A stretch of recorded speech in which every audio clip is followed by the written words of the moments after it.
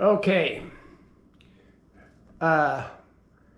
This is Kit with Go Ask Kit, and I came up with some sourdough bread and took it to the next level, I believe. And I made a long video, and I just, in frustration, deleted it because I know nobody watches my videos. They just click, they click. So here's the deal. Here's what you really want to know. I took 1,000 grams of unbleached flour, and I pre-measured 800 grams of 75-degree water, and I combined the two with my bread whisk and made a rough, just a rough, what they call autolyse, not fully mixed. There's a million videos out there if you want to know what a rough batter looks like. I'll let that sit for an hour covered with a shower cap. Step 2, I took the other ingredients that you don't add until after the autolyse, which was 250 grams of really bubbly active starter that was really good. It was bubbling like crazy. It had doubled in 5 hours. And to that, I added 10 grams of partially melted butter, 20 grams of honey, and 20 grams of salt. After that, step 3, I did, to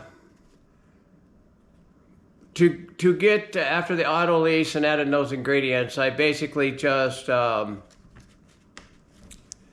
grabbed the dough and squeezed it. I tried to incorporate all the new ingredients into the dough that was autolysed, and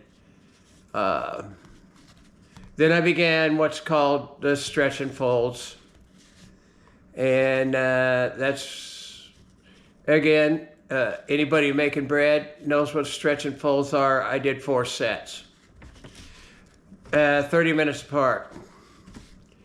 After that, I baked the bread in my oven at 400 degrees in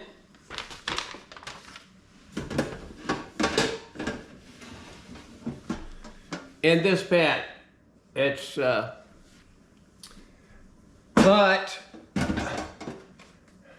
I'm going to tell you that I did it most of it uncovered, because I didn't want the lid on that pan to suppress the crumb of the bread. So I took the lid off somewhere along the line of the baking. By the way, it took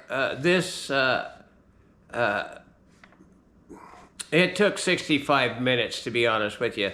Now, it may take less in your oven. So I'd start with 50 minutes in your oven.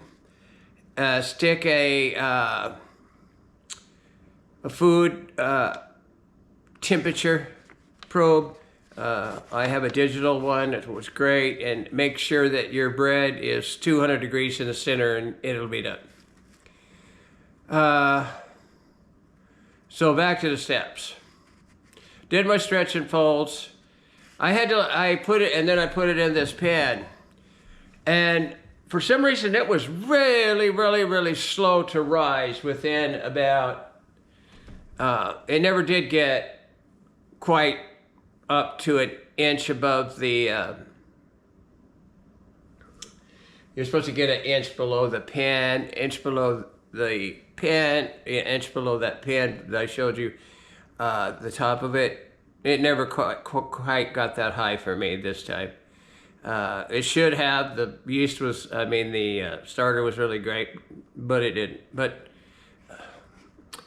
I think next time I'll get it down and it'll be perfect.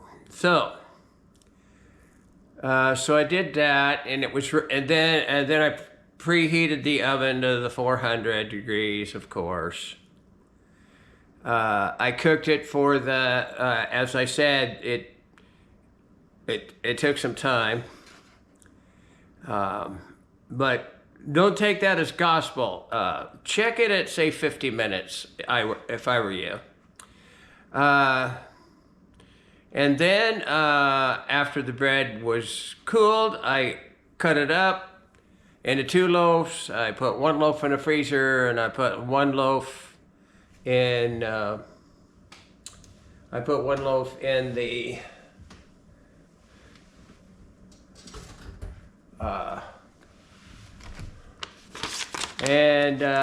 just for your information, this is what it looks like.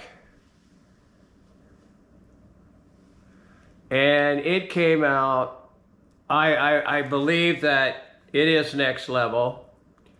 And that's why I called it sourdough bread next level.